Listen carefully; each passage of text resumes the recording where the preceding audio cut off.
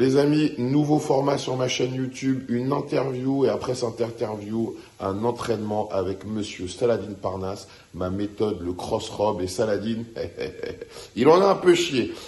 Avant de regarder cette masterclass, j'ai un cadeau pour vous, la prolongation de l'offre promotionnelle sur mon site, le protocole. Le lien est dans la description de la vidéo, les amis. Enjoy! Les amis, aujourd'hui, j'ai la chance d'être avec le plus jeune double champion dans l'histoire du MMA. Et chose exceptionnelle, il est français. Donc, si vous restez jusqu'à la fin de cette vidéo, vous allez savoir comment ce jeune garçon qui a commencé le MMA à 11 ans, je suis en train de me demander qu'est-ce que moi je foutais à 11 ans. En tout cas, c'est sûr que je faisais pas du MMA. Et comment il a réussi à devenir, pratiquement un peu plus de 10 ans plus tard, le plus jeune champion dans sa catégorie. C'est extraordinaire. Donc, encore une fois, une masterclass sur la chaîne de Rob. Mais avant ça, de rentrer en vif du sujet, vous avez deux choses à faire. La première chose, vous abonner à la chaîne. Et la seconde, mettre les notifications. Ceci étant dit, je vais faire mon intro légendaire qui plaît à tant et malheureusement qui déplaît à certains.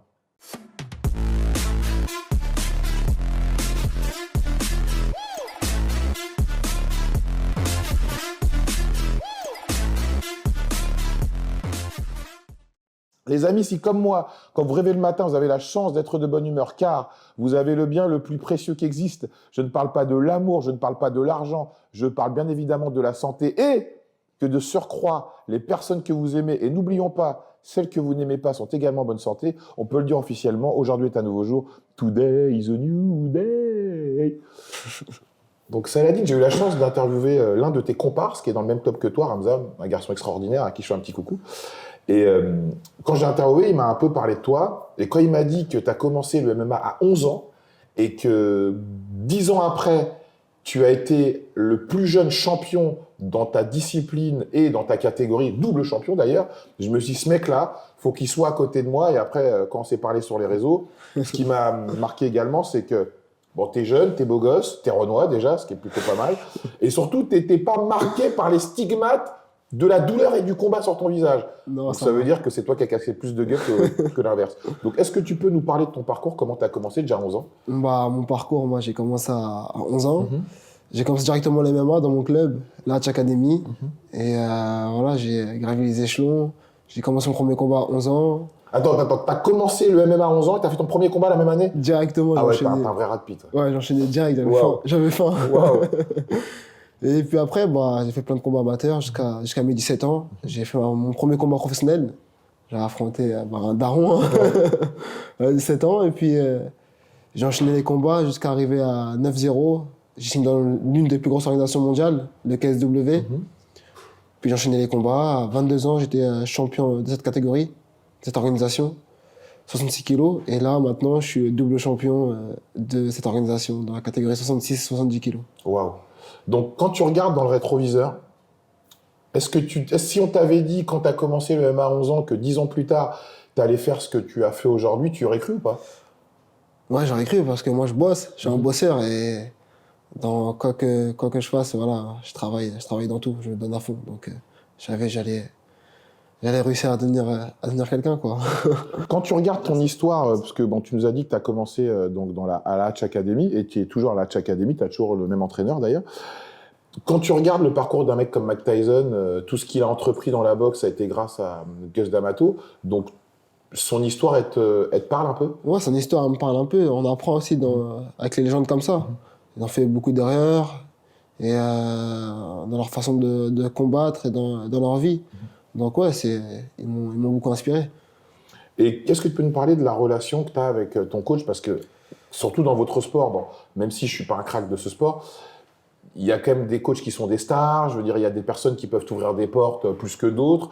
Et quand on devient un champion, il y a certainement des gens qui viennent taper à ta porte en disant « moi, je peux t'apporter plus que ce que la personne qui t'a permis d'arriver où tu es peut t'apporter ». Donc, est-ce que tu peux nous parler de cette relation? J'ai une bonne relation avec mes coachs. Voilà, j'ai Arnaud Templier, j'ai mon coach Boris Johnston et j'ai mon coach Hatch qui sont là depuis que je suis petit. C'est-à-dire qu'on voilà, on est bien dans cette structure, la Hatch Academy. Et voilà, moi je peux pas aller ailleurs en fait, parce que voilà, je suis bien, ils m'ont apporté et j'apporte aussi, donc c'est une bonne chose dans mon évolution et je pense que faut rester là où on est bien, quoi. Aujourd'hui, grâce aux réseaux sociaux, tu as quand même une bonne influence sur les réseaux sociaux. J'ai eu la chance de parler avec Ramzan qui m'expliquait qu'il s'entraînait 5 heures par jour. Toi, à peu près similaire, peut-être Ouais, même c'est plus, ça. tu m'as dit en off. Donc, si on n'a pas des sponsors derrière, ou en tout cas des gens qui financent notre vie, comment on peut devenir champion? Bah, moi, je travaillais. Ah, Donc, tu travaillais à côté? moi, je travaillais à côté. Hein. Moi, je D'accord. travaille depuis j'ai 16 ans. Après, voilà, c'est toi et toi. Faut Et voir ce comment que toi, tu veux. t'arrivais à pouvoir t'entraîner de midi à 15 heures, t'entraîner également le soir? Comment t'arrivais à... Bah, moi, j'étais obligé de travailler parce que déjà, là où je viens d'Aubervilliers, donc j'étais obligé de travailler pour m'en sortir. Et je voulais réussir dans le sport, donc je me donnais à fond dans les deux domaines. Et puis, dès que j'ai trouvé une bonne situation, là, j'ai arrêté de travailler et je me consacre à fond dans le sport. Mais j'ai arrêté que là. Et en combien de Il y a un temps mois. t'as pu vraiment vivre de ta passion? Oh, ça fait longtemps déjà, ça fait depuis que j'ai 20 ans. Donc ça veut dire de 11 ans à 20 ans, t'as charbonné. Ouais, j'ai charbonné. Waouh. J'ai charbonné. Et comment on fait pour ne pas perdre le courage et l'espoir? Parce que bon, je sais pas si les gens qui nous regardent peuvent imaginer ce que c'est de s'entraîner 6 jours sur 7, 7 jours sur 7? Ouais, bah, tu comptes pas les heures carrément. Non, tu comptes pas les heures. À ce niveau-là, tu comptes pas les heures. Hein. T'es là, je t'entraîne, tu te donnes à fond, tu veux réussir, et puis voilà, c'est tout droit. Et ta famille, quand tu leur as dit que tu voulais épouser ce métier, ils t'ont pas dit, écoute, Saladin va trouver un travail, c'est trop dur, tu reviens avec des cocards, t'as des trucs qu'on m'a dit que l'entraînement c'est plus dur que quand tu montes dans la cage. Donc à un moment, ils t'ont pas dit, non mais où est-ce que tu vas aller avec tout ça? Non, moi ça va, mon père était derrière moi à fond, ma mère aussi. Donc voilà, après j'ai perdu mon père à 18 ans, c'est-à-dire Ah, que toutes mes condoléances. ça m'a donné encore plus de pêche pour continuer dans cette lancée-là. Donc voilà. Et lui, pour lui, il aurait voulu que tu deviennes un champion ou Ouais, il a voulu que je devienne un champion et là je le suis et je pense qu'il est fier. tu crois tu penses qu'il est fier de toi? Ouais, je pense qu'il est fier de moi. Tu penses que pour qu'est-ce qu'il faut être selon toi pour être un bon combattant? Parce qu'aujourd'hui, c'est un sport qui est à la mode. D'accord? Tous les jeunes, j'imagine, veulent devenir. En tout cas, quand ils veulent faire des sports de combat, ils vont plutôt aller dans cette voie-là plutôt que la boxe thaï ou la boxe anglaise. Donc, qu'est-ce qui, selon toi, fait un bon combattant? Bah, l'éducation, s'entourer des bonnes personnes, croire en ses rêves, être déterminé dans tout ce que tu fais, que ce soit dans le travail, que ce soit dans le sport. Je pense que tu peux réussir dans les deux domaines. Donc voilà, faut bien s'entourer, il faut s'accrocher. Parce que la vie, elle est pas facile aussi. Donc, aujourd'hui, on peut dire que tu es un peu l'homme à abattre dans dans ta discipline. Donc, tu te vois où dans 5 ans? Est-ce que déjà, pour toi, évidemment, c'est l'UFC qui peut te permettre de... Non, pas forcément, mais après, c'est pas. Je sais pas. Moi, dans 5 ans, là, je vais étape par étape. Hein. Là, je dois confirmer ma deuxième ceinture, c'est-à-dire que je dois battre le vrai champion D'accord. de ma catégorie, parce que là, j'ai une ceinture intérim. Ok. Donc, je dois battre le champion. Là, je vais étape par étape. Prochaine étape, c'est de reconquérir cette ceinture. Et ce combat, il va être quand? Je pense au mois de mars. Hein. Ah, au mois de mars Ouais, 2023. au mois de mars. Waouh. C'est pas sûr encore, mais D'accord. je pense. Ouais.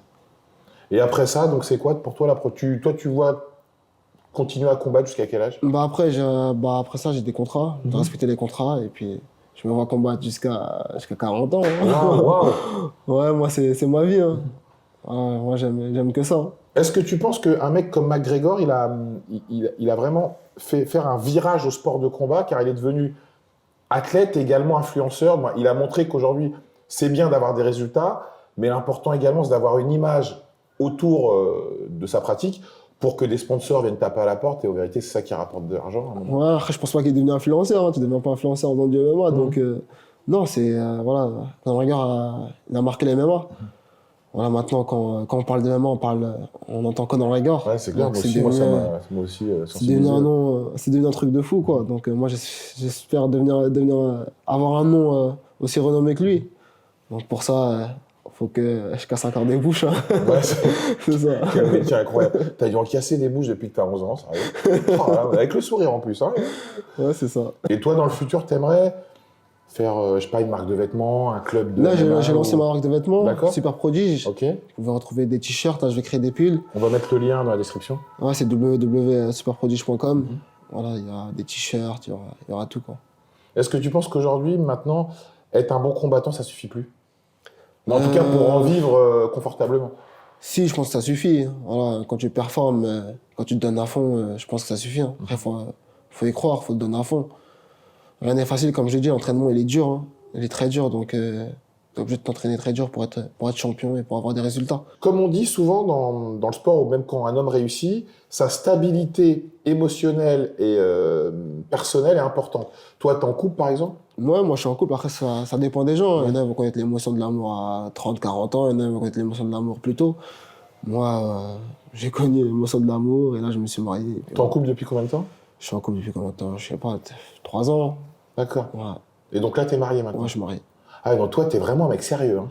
Ah non, mais toi, t'es vraiment un mec sérieux, c'est bien. Ouais, bah, c'est important de se construire intelligemment. Donc, Oui, parce qu'en fait, ce qui est intéressant quand on parle avec toi, c'est qu'on sent que t'es quelqu'un qui est droit dans tes bottes et que ta manière d'être dans le sport, c'est ta ligne de conduite également dans ta vie. bah, T'es fidèle à toi, en fait. Le temps passe, donc on n'est que de passage. Hein.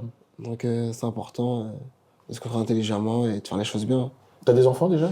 En préparation. D'accord. Ah, félicitations. Ouais, merci. Bon, bah, en tout cas, Saladin, franchement, super interview, même si tu t'es pas méchamment dévoilé, mais que les gens vont percevoir. T'as un côté un peu. C'était un côté mignon, quoi. Comme un enfant. Ouais. Mais par contre, il casse des gueules depuis qu'il a 11 ans, les gars. Donc, allez pas lui gratter le dos parce qu'il va pas apprécier. Saladin, merci beaucoup. Ouais. Et là, on va faire une vidéo de training, comme celle que j'ai fait avec Ramzan. Ah, mais il était chaud quand même. Hein. Ah ouais, il était chaud? Ah, il était chaud. Ah, il est fort, Oui, parce il est que fort. quand il m'a expliqué, vous faites de la muscu une fois par semaine. Peut-être Ça dépend. Moi, c'est quoi ta fréquence d'ailleurs, toi? Moi, j'ai la barre chez moi, je fais un mort de traction, D'accord, ok, je mets de traction, je fais développer couché. Voilà. Ah oui, toi, t'as un bourreau de travail, en fait. Ouais, développer couché. Tu t'entraînes combien traction. d'heures par jour, globalement? Ah, je compte même pas les heures. Hein. Ah ouais? Non, je compte même pas les heures. Des fois 3, des fois 2, ça dépend. Wow. Ça dépend, il n'y a que le dimanche où je me repose. D'accord. Mais ça, je suis obligé de m'entraîner partout. Et qu'est-ce que tu penses du bodybuilding? Bon, même si je pense que tu en côtoies un peu dans les salles où tu es. Non, moi j'aime bien, la muscu, j'aime bien. Mon frère, il est à fond dans la Mais ça musculation. Et... beaucoup moins d'énergie. C'est pas pareil. C'est pas pareil. vous, hein.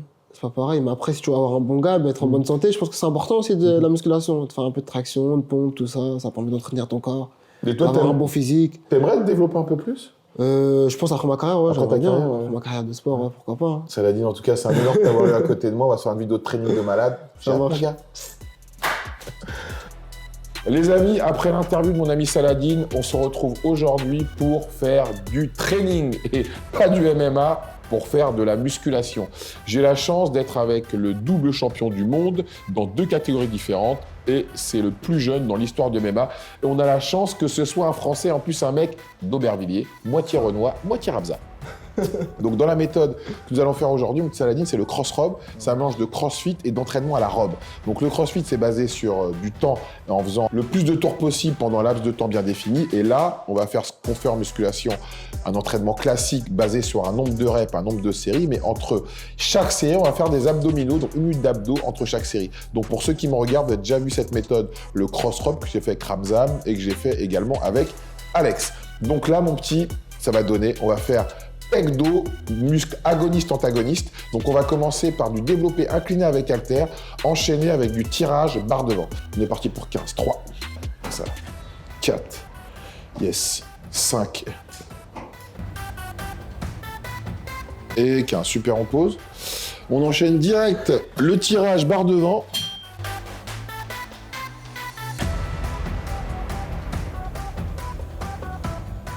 Alors les amis, ce qui est bien dans cette méthode de cross-robe, ça vous permet de faire des abdos pendant toute la séance.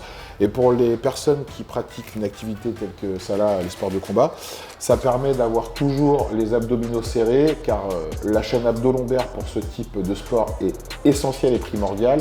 Et avoir également, être endurant musculairement, c'est hyper important. Le fait de faire un circuit sans s'arrêter, on va faire 15 reps, donc un mouvement de pec, un mouvement de dos, puis un mouvement d'abdos pendant 1 minute. Ça permet d'avoir une endurance de la force musculaire et également travailler la sonde abdo-lombaire qui est essentielle dans les sports de combat. On enchaîne. 1, 2, 3, 4. Bon les amis, sur ce type d'entraînement, on ne fait pas de la force athlétique, on n'est pas là pour faire des performances extraordinaires comme dans le bodybuilding ou dans le powerlifting. On est là pour avoir de l'endurance, avoir une technique correcte qu'on pourrait qualifier même de parfaite, en ayant une charge où on peut faire 15 répétitions, donc une charge qu'on peut maîtriser aisément.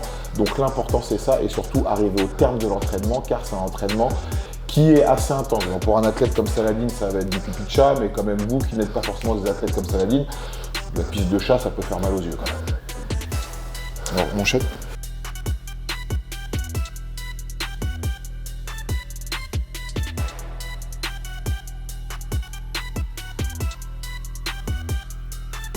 Donc les amis, le deuxième superset, écarté, poulie vis-à-vis incliné et enchaîné avec rowing, poitrine sur buste penché. On fait Tu poses la poitrine, Comme tu ça. prends un poids dans chaque main, ouais.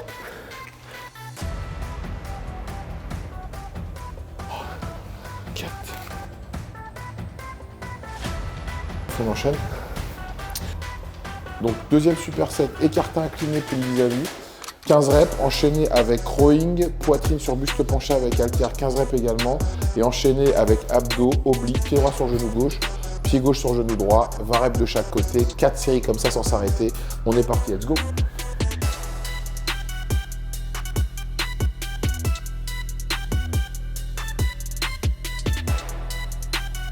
19 et 20. On arrive au terme de la 4e série du 2e circuit. On va passer au 3e circuit, développé couché avec halter, enchaîné avec tirage, prise supination en descendant la barre au niveau de la poitrine. Ça là, t'es comment là? Ah bien. T'es bien, c'est une machine, c'est une machine. Agréablement surpris. On enchaîne.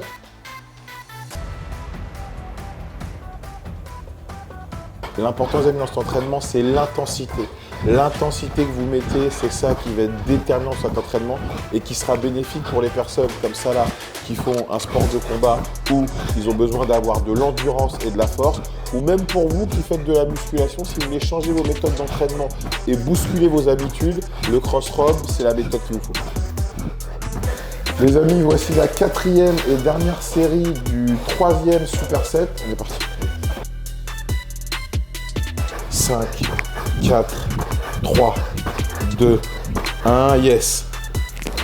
On arrive au terme du 3e superset, on va terminer par la muerte. Ah la muerte, bon jusque-là, ça va peut-être mieux, hein, il est très fort. Donc la muerte, c'est pompe, enchaîné avec climber, une fois qu'on part au coup de genou gauche-droite, on descend pour pompe. 15 reps, on termine, on se met sur le ventre, back extension, et on enchaîne ça 5 fois sans s'arrêter. Ça va clôturer notre séance de cross-rob pec dos. C'est pas mal. 7, 8, 9.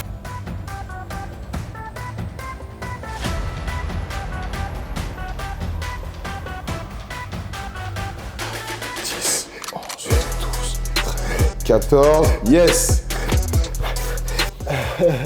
Les amis, l'entraînement arrive à sa fin, donc c'est bon, j'aurais parlé pendant toute la séance, ça là, on t'aura pas beaucoup entendu, donc là, j'aimerais que tu sois éloquent, tu nous dises comment tu te sens après cet entraînement de cross-rob. Moi je me sens bien. Ouais, C'est normal. On a bien poussé. T'as bien suivi, t'as bien Je crois suivi. pas, j'aime bien. En sachant qu'on est quand même en hiver et qu'il fait froid chez moi, donc là, c'est un honneur pour moi d'avoir pu t'entraîner parce Merci. que entraîner un champion comme toi, je sais pas si ça va se reproduire dans ma vie de youtubeur et de coach sportif, donc c'est un véritable honneur et franchement, mec, t'es une machine. Merci. T'es une machine parce qu'on a fait toutes. Parce que souvent, quand je fais des vidéos d'entraînement, on fait pas toutes les séries. Ah ouais. Ah, je vais pas te mentir, on fait pas toutes les séries. On Ah fait ouais. 2 séries sur 4. Là, on a fait toutes les séries, toutes les reps jusqu'au bout. Donc franchement, mec, t'es un tueur. Merci. Les amis, on vous aime.